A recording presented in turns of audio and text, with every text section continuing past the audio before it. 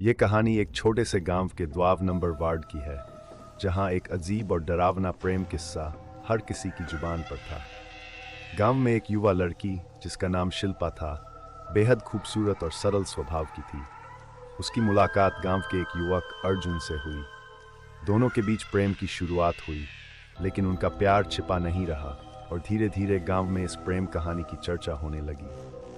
पर इस प्रेम कहानी में कुछ ऐसा था जो गांव वालों को परेशान करने लगा। अर्जुन जिस घर में रहता था वह गांव के बाहर एक पुराने खंडहर के पास था, जिसे लोग भूतिया मानते थे। गांव के बड़े बुजुर्गों के अनुसार उस घर में एक बार पहले भी एक प्रेम कहानी खत्म हुई थी और तब से वहां एक अदृश्य शक्ति का साया था। शिल्पा और अर्जुन जब भी उस घर में मिलते, उन्हें अजीब घटनाओं का सामना करना पड़ता। कभी अचानक ठंडी हवाएं चलने लगती, कभी दीवारों पर छायाएं नजर आने लगती।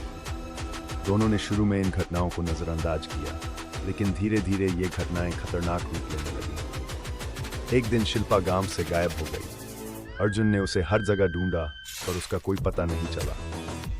गांव के लोग डर गए और कहा कि वह उस पुराने खंडहर के पास गई होगी, जहां कोई जाने की हिम्मत नहीं करता। अर्जुन ने हिम्मत कर उस खंडहर में जाने का फैसला किया। जब वह वहां पहुंचा तो उसने देखा कि शिल्पा वहीं खड़ी थी, लेकिन उसकी आंखों में एक अजीब चमक थी।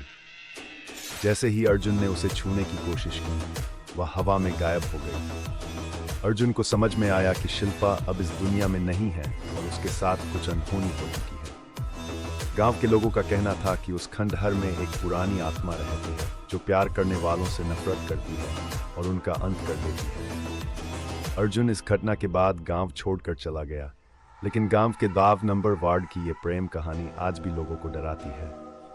कहते हैं अब भी कभी कभी उस खंडहर के पास एक युवती की परछाई दिखाई देती है, जो अपने अधूरे प्रेम की कहानी कहने आती है।